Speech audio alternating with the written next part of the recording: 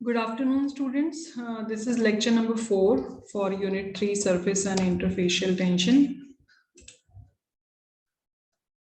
So, इसमें हम discuss कर रहे हैं measurement of surface and interfacial tension. सबसे पहला मेथड है कैपिलरी राइज मेथड. जैसा पिछली स्लाइड में भी आपको मैंने दिखाया था कि हम जब एक कैपिलरी को एक कैपिलरी को हमने वाटर में जब रखा तो वाटर जो है वो राइज हो गया, right? So when a capillary tube is placed in a liquid contained in a beaker, the liquid generally rises up the tube to a certain distance. ठीक है, तो थोड़ा सा वो rise होगा कुछ distance तक.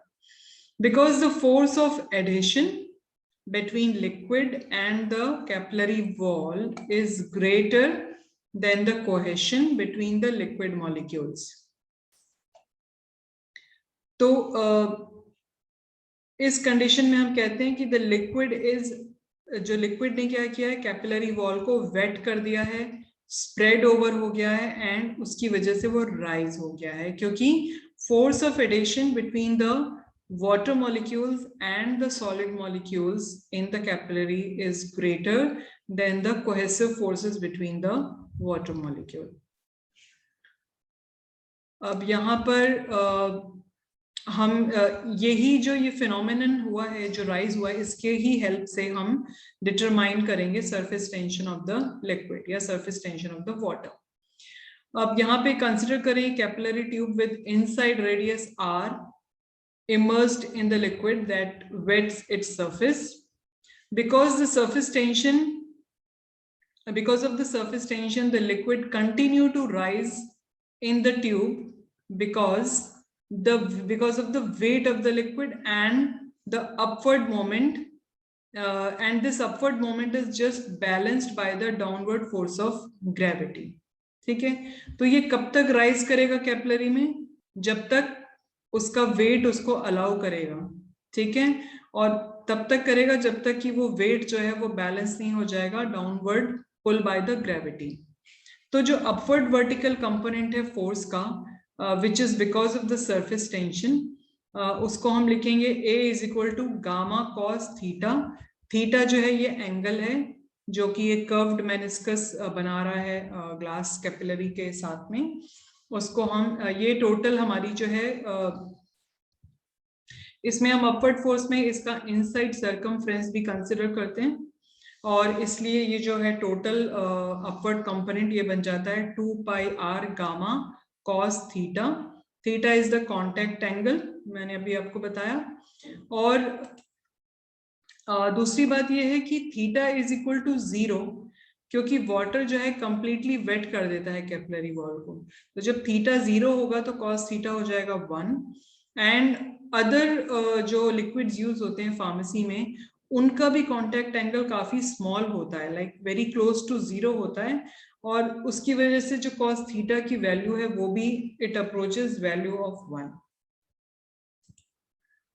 अब जो काउंटर एक्टिंग फोर्स है, जो कि ग्रेविटी की वजह से है, यानी mass into acceleration, and it depends upon the weight of the liquid in the capillary rise. तो डाउनवर्ड मूवमेंट में क्या आ जाएगा? Mass of the liquid in capillary into acceleration, कि कितना मास, कितना वेट कैपिलरी में आया है. और यहाँ पे आप देखें, मास ऑफ लिक्विड को हमने लिखा है मास अप टू लोअर मेनिस्कस. ये जो है ये लोअर मेनिस्कस होता है, ठीक है, वहां तक कितना मास है, और प्लस W, ये जो थोड़ा सा अमाउंट ऊपर आ रहा है मेनिस्कस के, उसको हम W कंसिडर करते हैं. W is the additional mass of water present above the lower meniscus, and W can be disregarded owing to its small quantity. और तो अब जो यहाँ पे हमने मास लिया है, मास को हम कैसे लिख सकते हैं? वॉल्यूम इनटू डेंसिटी, एक्सेलरेशन, और वॉल्यूम को हम कैसे लिखेंगे? Cross sectional area into height into density into acceleration. तो pi r square into h into rho into g. अब इक्विलिब्रियम पे क्या होगा?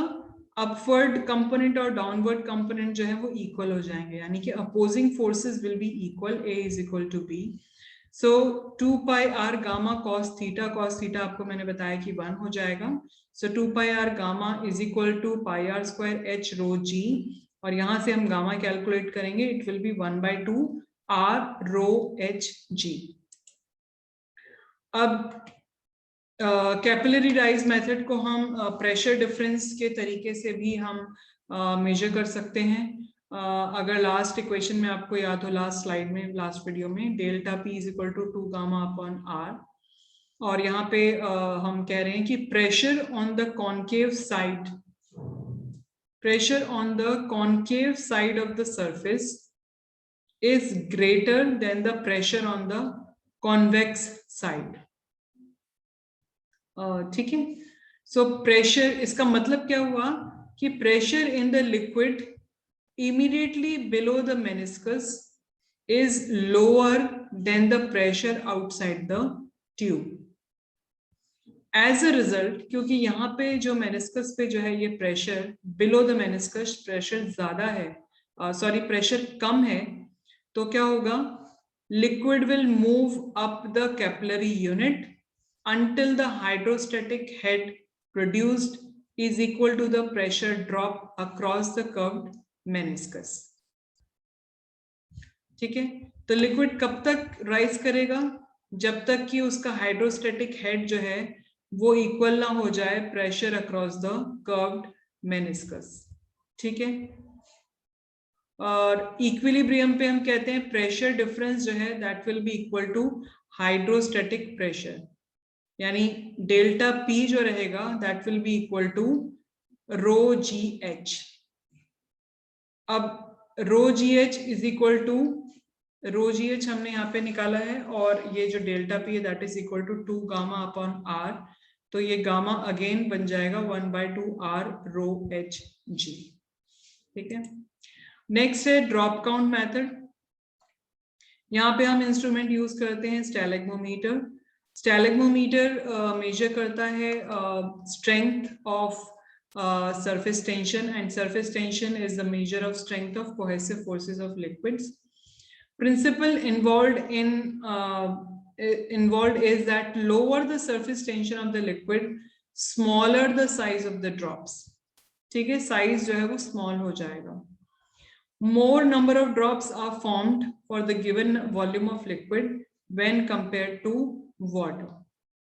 So above concept is valid when densities of liquid are same, as falling of drops depends upon their weights. ठीक है. यहाँ पे हमने क्या समझा कि अगर सरफेस टेंशन किसी की जैसे जैसे सरफेस टेंशन कम होती जाएगी, साइज ऑफ ड्रॉप भी छोटा होता जाएगा. ठीक है. और सेम वॉल्यूम हम यूज करते हैं स्टैलेग्मोमीटर में, और जो है यहाँ पर हमें डेंसिटी को भी कंसिडर करना पड़ता है, क्योंकि दो लिक्विड जिनकी हम नंबर ऑफ ड्रॉप्स काउंट कर रहे हैं उन दोनों की डेंसिटी अलग होगी. तो फॉलिंग ऑफ ड्रॉप्स जो है वो डिपेंड करेगा उनके वेट पे. तो यहाँ पे हम सिंपल कंसेप्ट लेते हैं कि mass of 1 drop of liquid हम कैलकुलेट करते हैं. कैसे कैलकुलेट करेंगे, volume of 1 drop into density. अब वॉल्यूम ऑफ 1 ड्रॉप हम निकालेंगे volume of water upon number of drops of water into density. ठीक है. और सरफेस टेंशन जो होगा वो डायरेक्टली प्रोपोर्शनल होगा m1, यानी मास ऑफ 1 ड्रॉप. और हम क्योंकि यहाँ पे दो लिक्विड्स ले रहे हैं तो हम यहाँ पे उनका कंपैरेटिव रेशियो निकालेंगे, और उसकी हेल्प से एक लिक्विड का यानी वाटर का सरफेस टेंशन हमें ऑलरेडी पता है, तो हम दूसरे का सैंपल का निकाल सकते हैं. तो m1 will be v1 upon n1 into rho 1, v2 upon n2 into rho 2, और जब हम इसको सिंप्लीफाई कर देंगे तो ये आ जाएगा n2 रो 1 अपॉन n1 रो 2, जहां पे v1 is equal to v2. अब आता है ड्यू नॉय रिंग मेथड. अब ड्यू नॉय रिंग मेथड यानी कि ड्यू नॉय टेंसियोमीटर काफी यूज होता है surface tension and interfacial tension दोनों को यूज करने के लिए. Principle of this instrument depends on the fact that force necessary to detach a platinum iridium ring immersed at the surface or interface is proportional to the surface or interfacial tension. तो जो force required है इस platinum iridium ring को detach करने के लिए, ठीक है, कितना फोर्स चाहिए यहाँ पर ये इंटरफेशियल फिल्म को इस रिंग से डिटैच करने के लिए, that will be proportional to the surface or interfacial tension of that particular liquid or both the liquids if it is interfacial tension. So the force required to detach the ring in this manner is provided by a torsion wire and is recorded in dynes on a calibrated dial. The surface tension is given by the formula upward pull is equal to downward pull. Dial reading is equal to gamma into 2 pi r into 2.